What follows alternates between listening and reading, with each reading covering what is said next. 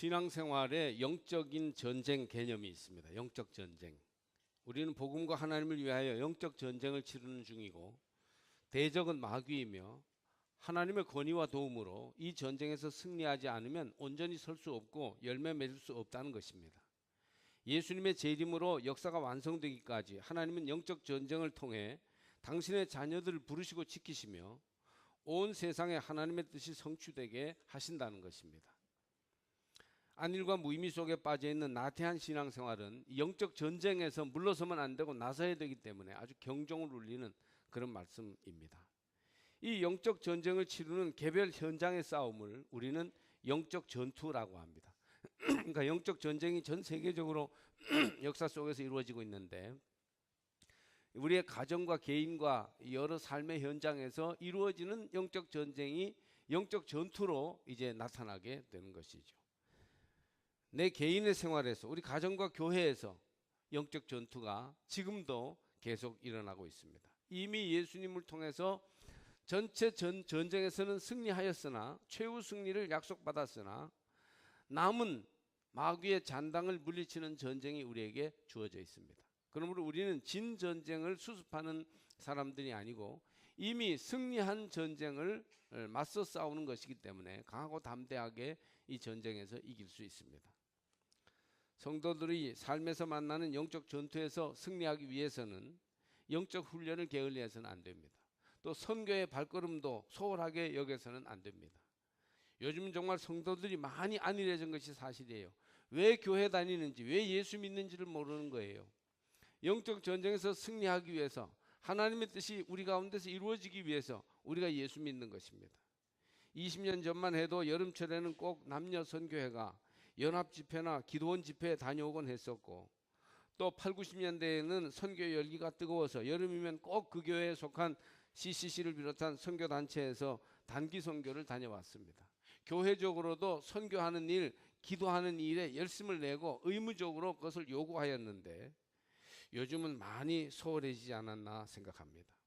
샘물교회에서 아프가니스탄에 보낸 선교팀이 납치되어 2명이 순교하는 일이 있고 나서 교회와 사회에서 단체 선교에 대한 회의가 일어나면서 선교의 열기가 많이 식었습니다. 그렇다고 해서 영적 전투가 없어지는 것은 아닙니다. 우리 삶의 자리에서 영적 부흥을 위해서, 하나님의 뜻을 이루기 위해서 기도와 선교의 열기를 회복하시기를 바랍니다. 기도와 선교의 흐름에서 비껴서 있는 것은 하나님의 뜻을 따르지 않는 것이에요. 그러므로 우리는 우리의 자리에서 영적 전투에 부름받은 사실을 깨닫고, 그리고 기도하고 전도하고 선교하면서 이 일을 감당해야 할 것입니다. 초한지에 보면 유방이라는 인물이 나오는데 그가 함양을 차지하고 탈환하여 아주 만족하고 그 함양성에 안주하고 있었습니다. 이만하면 이제 세계를 이제 호령할 수 있는 위치에 있게 됐다, 이렇게 생각하고요 안주했어요. 그러자 그의 장수 번쾌가 나서서 이렇게 말합니다. 주군께서 함양에 안주하고 계시니 그로 말미암아 이룬 것마저 잃지 않을까 염려됩니다. 함양성을 함락한 것은 큰 업적이긴 하지만 거기에 안주하고 있으면 세계를 제패해야 하는 큰 역할을 하지 못함으로써 결국은 가진 것마저도 잃어버리지 않을까 염려된다. 용감한 장수 번쾌는 그렇게 조언하였던 것입니다.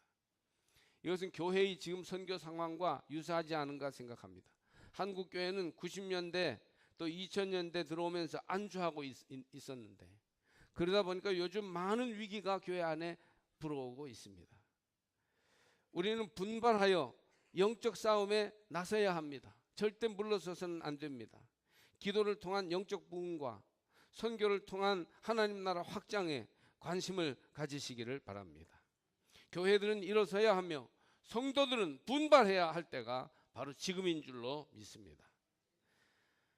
마귀의 관계를 능히 대적하기 위하여 하나님의 전신갑주를 입으라. 본문 11절 말씀이에요. 우리의 씨름은 혈과 육을 상대하는 것이 아니요 통치자들과 권세들과 이 어둠의 세상 주관자들과 하늘에 있는 악의 영들을 상대함이라. 12절 말씀이죠.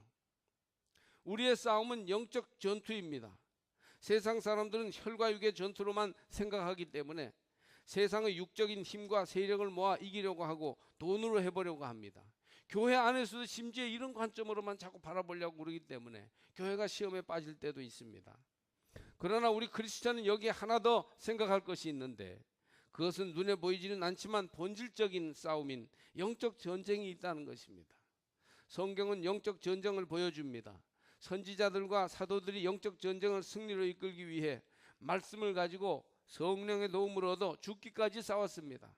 교회는 그렇게 해서 영적 전투에서 열심히 죽기까지 싸우다가 순교한 사람들의 순교의 피를 먹고 오늘까지 그 역사를 이어온 것입니다. 그들은 교회와 사회에서 적고 큰 문제와 부딪히면서 영적인 각계 전투에서 승리하였기에 복음과 하나님 나라가 보존되고 확장되어 온 세상의 주의 뜻이 성취되었습니다. 우리 교회도 지난 수십 년 동안 영적 전투를 그치지 않고 해왔습니다. 교회의 역사는 영적 전투의 역사라고 해도 과언이 아닙니다. 우리 교회의 부흥과 기도의 결과로 많은 선교의 열매를 맺었습니다. 제가 설교를 준비하면서 한 가지 무슨 사례가 없을까 해서 10여 년 전부터 사라왁 선교에 우리 교회가 관심을 가진 것을 예로 좀 들고자 합니다. 교회를 2개 건축하지 않았습니까? 2013년도에 다로교회와 따잠교회를 봉헌했습니다. 사라왁은 우리 교단에서 제일 먼저 선교사를 파송한 곳입니다. 보르네오 안에 사라왁과 사바라는 말레이시아 주가 있어요. 그래서 그 두 주를 가리켜서 남말레이시아라고 합니다. 보르네오 안에 말레이시아 영토죠. 그리고 이제 나머지는 인도네시아 땅입니다. 그리고 그 위쪽에 브루나이라는 왕국이 있어요. 그래서 이 보르네오라는 큰 섬에 말레이시아도 있고 인도네시아도 있고 브루나이도 있습니다. 사라왁은 소수민족이 모여 사는 밀림 지역이 많습니다. 그 중에 대표적인 종족이 이반족이라고 있어요. 3세기부터 그곳에 이제 살기 시작한 이반족은 12세기에 칭기스칸이 세계 지배를 위해 영역을 확장할 때 보르네오 섬까지 몽골 군대들이 들어와서 더 강해진 종족입니다. 그곳 소수민족과 칭기스칸의 몽골족이 결혼을 해서 피가 섞였는데 그 종족이 바로 이반 종족의 주류이죠. 몽골 피를 받아서 우리와 비슷한 점이 많습니다. 골격이 크고 힘이 세어 건장하고 말레이 민족 가운데 전투를 잘하는 민족입니다. 이반족은 머리 사냥을 하는 무서운 종족이에요. 칼과 도끼로 머리를 잘라 해골을 만듭니다. 그리고 집집마다 해골을 걸어 놓는데 해골이 많을수록 힘이 있는 사람이에요. 족장 집에는 해골이 50개, 100개가 하얗게 걸려 있었다고 합니다. 이런 사람들은 영적인 세계를 전혀 모르고 육적이고 본능적인 것으로만 사는 사람들입니다. 사람이지만 짐승과 크게 다르지 않은 것이지요. 하나님을 전혀 모르는 인간은 짐승과 다를 바가 없어요. 본질적으로. 1940년대까지 사람 목을 자르는 머리 사냥 문화가 이어졌다고 합니다. 그러다가 호주에서 선교사님들이 오셔서 이 이반족에게 복음을 전했어요. 그들은 굉장히 아주 야만적이고 포악하지만 또한 순수했어요. 그래서 그들 대부분이 예수를 영접하고 영적인 세계를 접하게 되었는데, 영적인 세계를 접하게 되고 하나님을 경외하게 되자 저절로 머리 사냥 문화가 사라집니다. 복음과 야만은 함께 갈 수가 없는 것이에요. 복음이 이기면 야만이 사라지게 되는 것이죠. 복음의 은혜는 삶을 변화시킵니다. 할렐루야. 이게 바로 영적 전투의 실질적인 결과예요. 그래서 영적 전투에서는 꼭 이겨야 돼요. 이웃과 다른 싸움은 져줘도 되지만 영적 전투에서는 꼭 이겨야 돼요. 하나님이 승리하시고 하나님의 문화, 하나님 나라가 이 땅 위에 확장되기 때문입니다. 이런 머리 사냥 문화를 가진 사람들이 공동체에서 살아남기 위해 만든 것이 바로 롱하우스입니다. 말 그대로 긴 집이에요. 우리가 선교하러 갔을 때에도 우리 교회 선교팀이 롱하우스에서 밥도 먹고 함께 하룻밤 자기도 했었죠. 그때 머리 사냥 문화를 잘 알고 해골 바가지 걸어놓은 거 알았더니 우리가 앉았을 텐데 그때는 잘 몰랐습니다. 한 마을 사람들이 긴 집으로 이루어진 공동주택에 모여 함께 삽니다. 집은 각각 붙어 있고 마루는 하나로 이어져 수백 채가 이어져 있습니다. 이 공동 마루에서 잔치를 하기도 하는데 우리가 머물렀던 롱하우스의 마루가 아마 수백 미터는 되었을 것입니다. 저 끝이 잘 안 보일 정도로 그 마루가 쫙 길게 있고 그 마루에 잇대어서 집들이 쫙 연결되어 있는 겁니다. 그래서 완전히 한 집처럼 공동체로 살아가는 거예요. 거기에는 촌장이 있는데 이 촌장이 예수를 믿으면 롱하우스에 사는 수십 수백 가구가 다 예수를 믿습니다. 그래서 촌장에게 복음을 전하는 것이 아주 중요합니다. 보통 촌장에게 전도를 하면 사람들이 그 영향을 받아 다 예수를 믿는 것으로 따라와요. 그러다가 이제 나중에 진심으로 믿게 되기까지 어느 정도 기간이 필요한 것이죠. 우리가 머물렀던 다로 지역도 많은 사람들이 이미 크리스찬이 되어서 우리가 이제 입당 예배를 그 봉헌 예배를 드린다고 하니까 다른 지역에 있는 그리스도인들 가운데 원주민들이 와서 같이 예배도 드렸습니다. 수백 미터 공동 마루 겸 현관에서 기도회도 하고 식사도 하고 축제도 하였습니다. 제가 오늘 드릴 말씀은 특별히 이 소수민족 가운데 룬바 왕족이라는 소수민족에 관한 얘기입니다. 이 민족은 숫자가 적은 소수민족이어서 이반족에게도 다른 종족에게도 밀리는 그런 약한 종족이었습니다. 그 정글 안으로 피신하여 몰래 숨어 살았어요. 그런데 그곳까지 공격하면 더 깊은 밀림으로 들어가고 또 거기서 공격을 받으면 더 깊은 곳으로 도망가고 이렇게 했습니다. 그래서 룬바 왕족은 가장 깊은 정글 속으로 들어가 살고 있었습니다. 밀려서 쫓겨 들어간 것이죠. 서양 선교사들이 이 룬바 왕족이 들어가 있는 깊은 밀림까지 목숨을 걸고 들어가서 그들에게 복음을 전했습니다. 외롭게 생존의 위협을 느끼며 살던 룬바 왕족은 모두 예수를 믿어 영접하여 100% 복음화가 되었습니다. 소수민족 가운데 100%가 완전히 복음화된 것은 오직 룬바 왕족이 처음이었다고 합니다. 그런데 이들이 하나님을 잘 믿어서 전 종족이 다 믿다 보니까 완전히 복음화가 돼서 그 4, 5대 후손들이 사라왁에서 의사, 변호사, 교사, 은행원, 공무원 이 고위직은 다 차지하게 되었습니다. 룬바 왕족은 종족으로는 깊은 밀림으로 쫓겨나서 거의 소멸해 가던 약한 종족이었는데 그들이 복음을 듣고 예수를 다 믿자 복음의 힘이 그들에게 왕성하여 사라왁에서 가장 지혜롭고 가장 공부 잘하고 가장 강력한 종족이 된 것입니다. 이것이 바로 복음의 힘이에요. 예수 믿으면 이렇게 잘 되고 복을 받는다는 것을 보여주는 그 자체가 영적 승리입니다. 그래서 복음이 룬바 왕족을 통해서 사라왁에 크게 왕성해집니다. 예수 믿고 정신 차려 공부하고 의식화되어 수준 높은 사람이 되어 사라왁의 지도자가 다 된 것입니다. 그리고 중요한 자리는 기독교인들이 다 차지하고 있으면서 한 가정에서 이 룬바 왕족의 경우는 한 가정에서 무조건 목사 한 명을 만들어냅니다. 자녀를 6, 7명을 낳으니까 아들 한 명은 꼭 목사가 되게 한 거예요. 그들은 신앙의 대를 계속 이어가고 술과 담배는 전혀 입에도 대지 않으면서 나름대로 그 사라왁이라고 하는 곳에서 기독교 문화를 주도해 나가는 종족이 되었습니다. 여러분, 그 소수민족이 사라왁을 지배하는 것이 놀랍지 않습니까? 그만큼 영적 전쟁이 중요합니다. 믿음으로 변화를 가져오는 것입니다. 우리의 싸움은 혈과 육이 아니요 영적 싸움이기 때문에 이 영적 싸움에서 승리할 때 지역을 변화시키고 역사를 새롭게 쓰게 되는 것입니다. 사람끼리의 세력 싸움, 내 편이나 내 편이냐 하는 경쟁이 우리 가운데 있어서는 안 됩니다. 또 돈 문제로 얽혀서 그 작은 이해관계 때문에 니니 내니 해서도 안 되는 것이에요. 우리는 혈과 육의 전투를 하는 사람들이 아닙니다. 교회 안에는 이런 것들을 넘어서야 해요. 우리는 영적 싸움에 부름받았으므로 영적 전투를 준비하기 위해 전신갑주를 입어야 됩니다.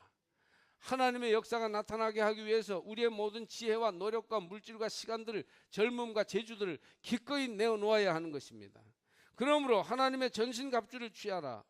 이는 악한 날에 너희가 능히 대적하고 모든 일을 행한 후에 서기 위함이라. 아시안게임에서 우리나라 축구가 이란을 이겼죠. 그런데 이란 국호가 이상하게 나오더라고요. 예전에는 이란 영어로 IRAN 이렇게 나왔는데 요즘은 IRI 이렇게 나오는 거예요. 그래서 제가 찾아봤더니 이란 이슬람 공화국이라는 영어 글자의 약자예요. 이슬라믹 리퍼블릭 오브 이란. 이게 요즘 공식적으로 나오는 이란의 국호입니다. 그래서 맨 앞에 이슬람 공화국, 이슬람 종교를 믿는 공화국 이란이다, 그런 말이죠. 나라 이름에 종교를 뚜렷이 붙여놓은 그것을 보고 깜짝 놀랐습니다. 여러분, 우리는 영적 전쟁에서 또 이슬람을 주목해야 돼요. 야만을 이겨내야 되고, 이슬람을 주목해야 되고, 이단을 이겨야 되고, 마귀를 결국 이겨내야 합니다. 할렐루야. 왜냐하면 요즘 이슬람이 영적 전투에서 계속 기독교를 이겨먹고 있기 때문에 기독교가 지금 이대로 있다가는 이슬람에게 잡아먹힐 때가 되어오고 있습니다. 예를 들어서 좀 전에 사라왁 선교 얘기를 했는데, 지금 말레이시아는 이슬람 국가입니다. 원래 그 나라는 이슬람 국가가 될 수 없는 나라입니다. 지리적으로 보면 주변 국가가 다 불교 국가예요. 태국, 라오스, 베트남, 미얀마 다 불교 국가입니다. 이슬람 국가인 파키스탄, 방글라데시, 이란, 사우디 이런 나라들은 너무 먼 곳에 있습니다. 그런데 어떻게 말레이시아가 이슬람 국가가 되었을까요? 14세기 아랍 상인들이 배를 타고 장사를 했는데 중국과 필리핀을 드나들면서 중간에 머무는 것이 말레이시아였습니다. 상인들이 돈이 많으니까 드나들면서 왕족과 사귀어서 결혼을 했답니다. 한 아랍 상인이 말라카 왕족과 결혼을 합니다. 그러자 그 왕국에 이슬람 종교를 퍼뜨린 거예요. 이 이슬람 사람들은 얼마나 종교의식이 강한지, 불교 지역에 들어가서 혼자 들어가도 이슬람 종교를 절대 안 버리는 겁니다. 그래서 어떻게든 퍼뜨려서 불교를 이슬람 국가로 바꾸고야만 하는 것입니다. 기독교 국가인 네덜란드가 말레이시아를 점령했을 때에도 기독교화가 되지 못했습니다. 또 영국이 와서 통치를 했는데도 영국의 하나님을 그들이 절대 믿지 않았습니다. 그런데 두 나라가 서양 문화와 영어를 보급하면서도 경제적인 착취를 너무 해가지고 말레이시아 사람들이 전부 네덜란드와 영국을 싫어했습니다. 경제로는 이득을 취했을지 몰라도 네덜란드와 영국은 영적 전쟁에서는 패배한 것입니다.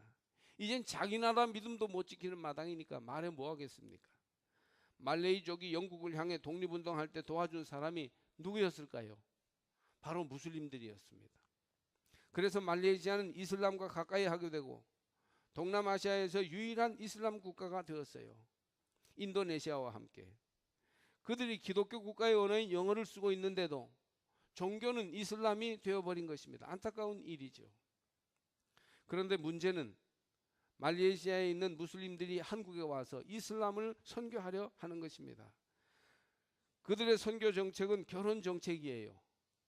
그리고 이슬람 문화의 그런 물건들도 이제 많이 들어오고 있습니다. 말레이아인들은 아시아인이니까 우리 얼굴색이 그리 다르지 않습니다. 그런데 결혼을 하면 배우자는 100% 무슬림으로 만듭니다. 한 목사님 따님이 말레이시아 유학생과 사랑해서 결국 결혼하게 되었습니다. 그는 교회에 나왔습니다. 말레이 사람인데 찬양대도 하고 크리스찬이 되었기 때문에 목사님 따님이 아무 경계심 없이 참 너무 착하다 그래서 그 사람과 결혼을 하게 됩니다. 그리고 아기 둘을 낳았습니다. 그런데 그 이후에 싹 변했습니다. 내가 한국에 있는 동안 교회는 나갔고 그랬지만 나는 그래도 무슬림이다. 그러니 너는 이슬람 사람과 결혼했으니 이슬람의 자식을 낳은 것이다. 따라서 이슬람 교인이 되어야 한다 하는 거예요. 애를 둘 낳았는데 어떡합니까? 목사 딸이 할 수 없이 이슬람이 되었습니다. 안 그러면 이혼해야 됩니다. 아이들을 잃어버리게 됩니다. 그래서 할 수 없이 목사 딸이 이슬람이 되는 겁니다. 말레이시아와 한국의 영적 전투가 이루어지고 있습니다. 우리는 외교적으로 나라는 서로 교류하고 해야 하지만 영적으로 보면 상당히 경계심을 가지고 나갈 수밖에 없습니다. 말레이족이 친절하여 국내에 있을 때 교회도 나오고 하니까 국제 결혼을 합니다. 한국에 있을 때 교회에 등록을 하고 크리스찬이 됩니다. 그러니까 완전히 기독교인이 된 줄 알고 국제 결혼을 하는데 결혼해서 그 나라에 가면 싹 바뀝니다.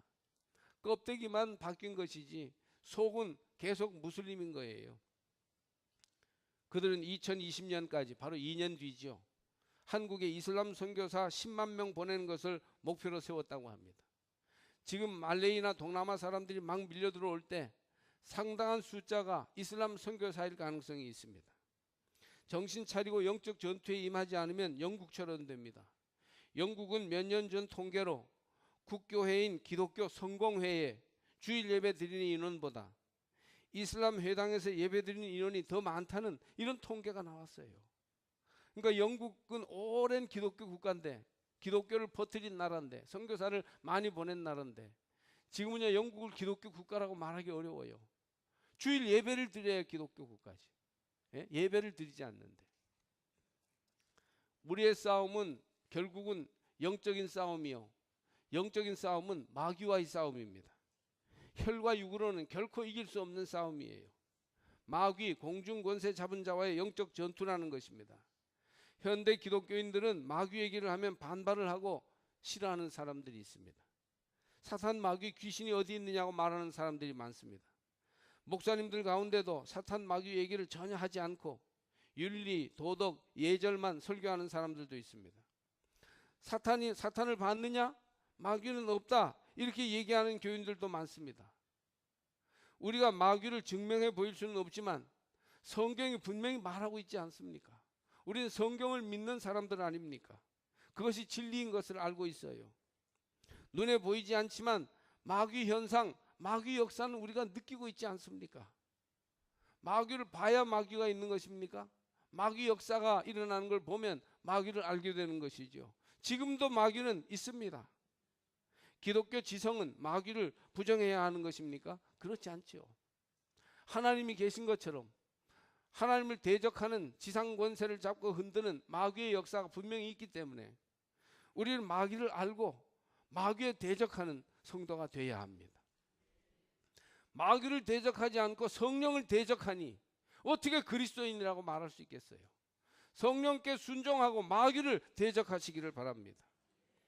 영적 전투의 심각성을 알면 알수록 우리는 마귀를 대적해야 됩니다. 마귀는 우리에게 보이지 않습니다. 우리의 지성과 감성과 의지, 육체의 힘과 사회적 힘으로도 마귀를 이길 수는 없습니다. 왜냐하면 모르니까 그 정체를. 우리가 경험하는 대로 오히려 우리는 마귀에 이용당하고 판판이 질 수밖에 없습니다. 때로는 주의 종들도 마귀에 이용당할 때가 있고, 때로는 오래 믿은 성도도 마귀의 도구가 되기도 하고, 이렇게 하는 것을 우리가 보고 있지 않습니까? 우리는 마귀를 못 보지만 마귀는 우리를 봅니다. 우리 육체만 보는 것이 아니고 마음까지 들여다봅니다. 우리의 정체는 노출되어 있습니다. 우리는 분리할 수밖에 없어요. 이기기 어렵습니다. 도저히 이길 수 없어요.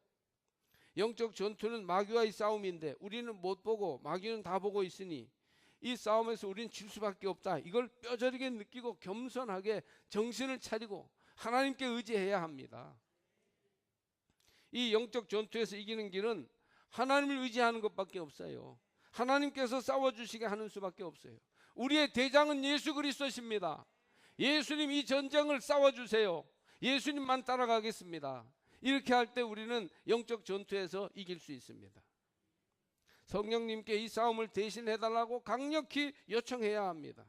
그러면 성령님이 우리를 무기로 써서 전투에 임하게 되십니다. 그 요청이 뭐예요? 바로 기도입니다. 여러분 왜 기도하지 않으십니까? 이렇게 영적 전투가 심각하게 지금 일어나고 있는데 우리가 자다가도 깨어 기도해야 하는데 왜 기도하지 않으십니까? 우리의 영적 전쟁은 기도로서 이기는 전쟁입니다. 즉 하나님의 힘을 이용해서 이기는 것이죠. 영적 세계를 모르는 사람은 기도할 줄을 모릅니다.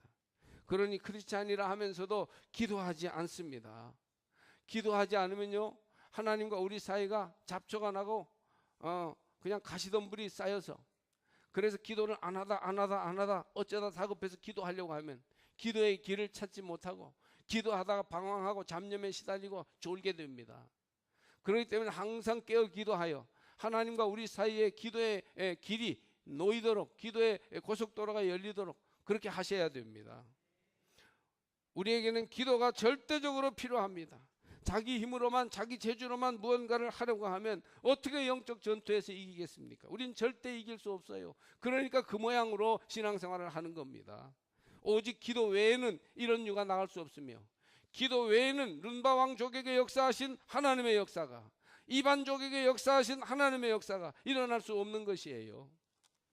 오늘 본문은 이와 같이 영적 싸움의 본질을 말하고 나서 우리가 해야 할 영적 무장을 가르쳐 줍니다. 여러분 영적으로 무장하십시오. 무기력하게 아무 대비도 없이 질 준비만 하지 마시고 성령님께 기도하고 예수님과 동행하면서 우리도 영적인 무장을 게을리하지 말아야 합니다. 하늘과 땅 사이의 영역을 지배하는 마귀는 간계를 부려서 사람들을 하늘로부터 분리시킵니다. 그리고 우리끼리도 서로 갈라지게 만듭니다. 그 싸움에 이기기 위해서 우리는 주님의 능력으로 강건해져야 하는 것이에요. 그래서 마귀가 건드리지도 못하게 해야 합니다. 그런즉 서서 먼저 진리의 허리띠를 띠십시오. 아멘. 진리의 허리띠를 띠십시오. 허리띠는 허리를 졸라매어 긴장하게 하고 싸움에 뛰어나갈 수 있게 하는 것이지요. 진리로 모든 것을 단단히 정비하고 흐트러지지 않도록 하라는 것입니다. 말씀을 듣고 배워서 해야 할 일과 하지 말아야 할 일을 분명히 알아야 합니다. 항상 말씀 듣는 자리에 가 있고 항상 적극적으로 말씀을 공부하여 내 내면에 말씀이 살아있는 사람은 급박한 영적 전투가 일어날 때 그때그때 응답하고 싸울 수 있지만 이렇게 허리띠를 풀러버리고 그래서 영적 전투가 일어나면 항상 지고 항상 후회해서 다음에는 잘해야지 하는 사람이 허리띠를 매지 않는 사람이에요. 그러므로 이번 주간부터 이 여름이 지나기 전에 영적인 허리띠, 진리의 허리띠를 묶으시기를 주의 이름으로 권면합니다. 또 의의 호심경을 붙입니다. 호, 지킬 호자에 심장 심자 아니겠습니까? 그래서 이 호심경은 이사야 59장 17절에 쉬르얀이라는 히브리어 명사로 가슴을 보호하는 갑옷이에요. 가슴막이입니다. 적들은 주로 심장이나 폐를 노리기 때문에 가슴을 잘 지켜야 합니다. 가슴이 찔리면요 방법이 없어요. 손과 발 모든 것이 펄펄 살아도 가슴이 찔리면 마귀의 도구가 되는 겁니다. 악한 사탄 마귀는 성도의 양심과 심령 골수를 찔러대기 때문에 자기 의로 자꾸 내세우기보다는 칭의의 은혜로 가슴을 굳건하게 지켜야 하는 것입니다. 의의 호심경을 가슴에 붙이시고 절대 마귀가 심장을 찌르지 못하도록 스스로를 구원의 확신으로 지키시기를 바랍니다. 또 평화의 복음 신발을 신어야 합니다. 로마 군인들은 밑창이 두껍고 바닥에 징이 박힌 칼리가라는 군화를 신어서 오랜 행군에도 몸의 탄력을 잃지 않게 했습니다. 성도의 군화는 지속적인 복음 실천을 하면 평화가 이루어지기 때문에 평화로 신발을 신어야 한다는 것이, 지속적으로 복음을 내 마음속에 자꾸 흐르게 하면 복음이 나를 평화롭게 하기 때문에 평안의 복음 신발을 신고 갈 수 있는 거예요. 왜 그렇게 쉽게 흔들리고 뭐 작은 일에 그렇게 놀라고 야단을 치십니까? 그것은 평안의 복음 신발을 신지 못했기 때문이죠. 그 위에 믿음의 방패를 들어야 하지요. 나무 2겹을 붙이고 헝겊과 가죽을 씌우고 군데군데 쇠를 붙인 방패입니다. 이 방패는 불화살을 막을 수 있는 것이므로 성도는 믿음의 방패를 들 때 의심의 불, 유혹의 불, 낙심의 불이 옮겨붙지 않도록 믿음의 방패를 여러분 드시기를 바랍니다. 조금만 무슨 일이 있으면 믿음을 잃고 말이지, 믿네 안 믿네 다니네 안 다니네 하는 것은 믿음의 방패를 들지 못한 연고예요. 불화살이 여러분을 쏴서 태우지 않도록 믿음의 방패를 높이 드시고 나가시기를 바랍니다.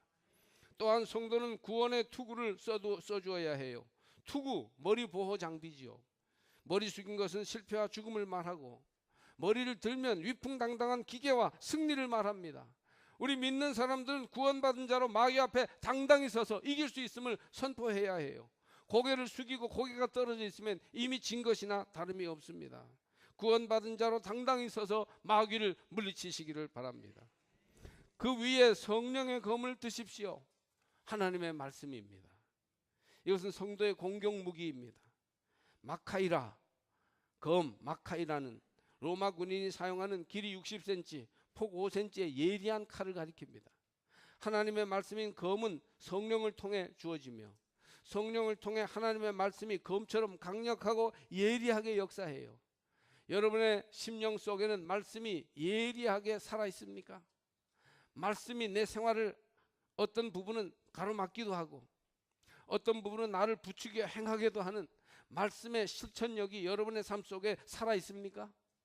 아니면 말씀이 뭐라 그래도 전혀 나는 변화될 수 없는, 말씀의 칼이 너무너무 무디어 전혀 먹혀들지 않는 그런 심령이 되어 있습니까?